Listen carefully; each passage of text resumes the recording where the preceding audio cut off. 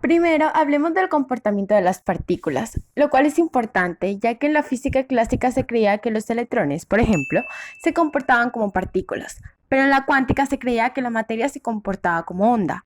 Pero, ¿cómo se comporta exactamente una partícula? Bueno, para la respuesta a esta pregunta se propusieron muchas teorías, dentro de las cuales se puede resaltar la dualidad onda-partícula, que propone que todas las partículas tienen un comportamiento dual, que se comportan como ondas y como partículas a la vez. Y sí, sé que de pronto estés pensando, pero yo al lanzar mi pelota de béisbol no la veo como una onda. Bueno, lo que sucede es que si usamos la ecuación de de Broglie, la longitud de onda nos va a dar demasiado pequeña, tanto que para nosotros es imposible detectarla, para un objeto de tanta masa como una pelota de béisbol. Pero actualmente este comportamiento lo tratamos de explicar con la ecuación de Schrödinger, en donde no se pretende saber con exactitud la posición de la partícula, se usa la función de onda, sino que la probabilidad de encontrar una partícula en cierta región, es decir, se olvida que la partícula es una pelotica que sigue un camino. Se saca la función de onda y se obtiene la probabilidad de encontrar un electrón en cierto momento.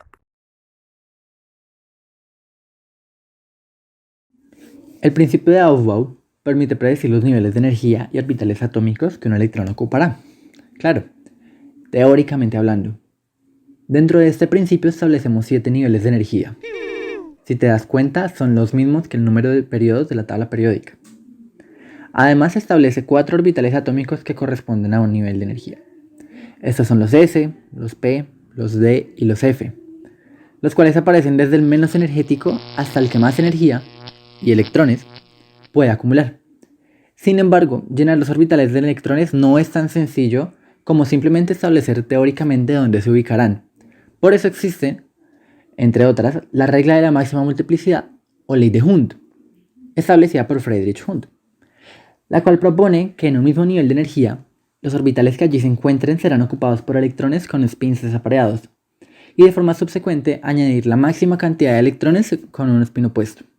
De esta manera se consigue llenar uniformemente un orbital en el correspondiente nivel energético. A manera de resumir, si tienes un orbital P, el cual puede aceptar 3 pares de electrones, según la ley de Hund, primero se tendrán que establecer 3 electrones con un mismo spin en los diferentes subniveles. Luego, para completar los pares, se establecerán otros 3 electrones con un spin opuesto y así completar el llenado de orbitales. Durante esta breve parte les explicaré un poco sobre los niveles de energía de las órbitas, lo cual da lugar a excepciones en la configuración electrónica de algunos elementos. Primero, en el colegio siempre se nos ha dicho que solo hay diferentes niveles de energía para los orbitales. Es decir, si tenemos un S2, 2S2 y 2P2, siempre habrá diferencia de energía entre 1S2 y 2S2, así como en 2S2 y 2P2, lo que quiere decir que en 2P2 los electrones, independientemente de cómo se ordenen, en 2Px, 2Pz y 2Py, tendrán la misma energía. Hasta aquí todo normal, es lo que siempre nos han enseñado en el colegio. Sin embargo, esto es falso, puesto que sí tienen distinta energía, aunque es muy poca, por lo que se pensaba que eran iguales.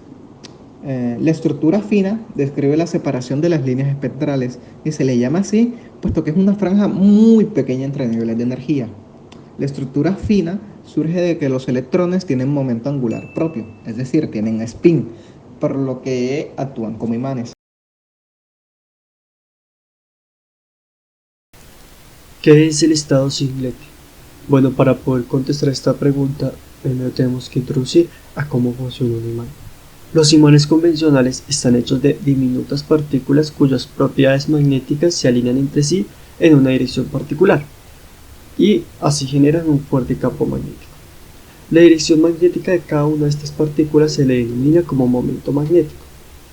Por otro lado, tenemos algunos materiales que se encuentran en un estado único, un estado singlete. Esto significa que sus campos magnéticos aparecen y desaparecen y luego se combinan para formar un grupo alineado, generando así fuerzas inestables. Estos materiales no deberían poder convertirse en imanes, pero lo hacen. El equipo de investigación descubrió que el compuesto de uranio y antimonio que se encuentra en estado singlete puede convertirse en un imán.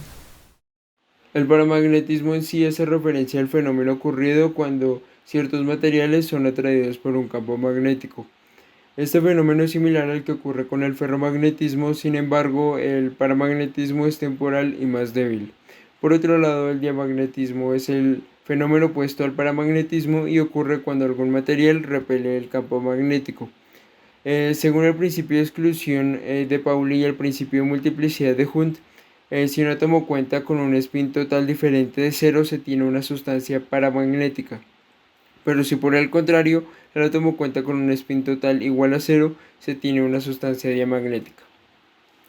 El imán presentado en el artículo se encuentra en estado singlete, por lo que en los momentos magnéticos inestables aparecen y desaparecen, además de que se adhieren entre ellos en agrupaciones alineadas.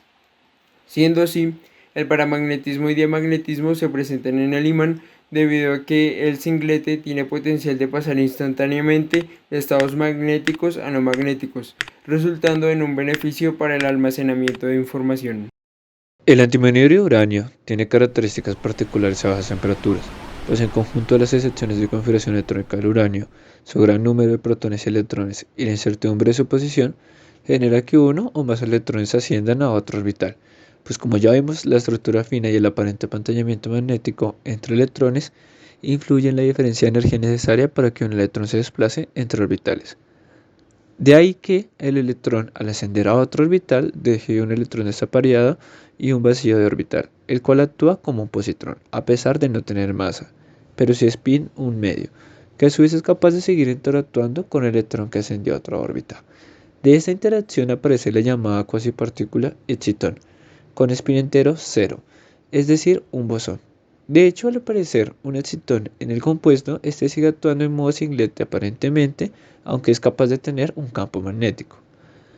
En conclusión, su capacidad magnética puede presentarse gracias a la atracción del núcleo, ya que una o más cargas eléctricas de los protones que mantenían a los electrones en su estado inicial siguen presentes, y el antimonio, al ser diamagnético, formaría una barrera electromagnética para los electrones presentes en el ambiente que se sientan atraídos, además de actuar como un polo magnético y evitando así que el compuesto no se comporte como una molécula cargada positivamente, sino como un imán.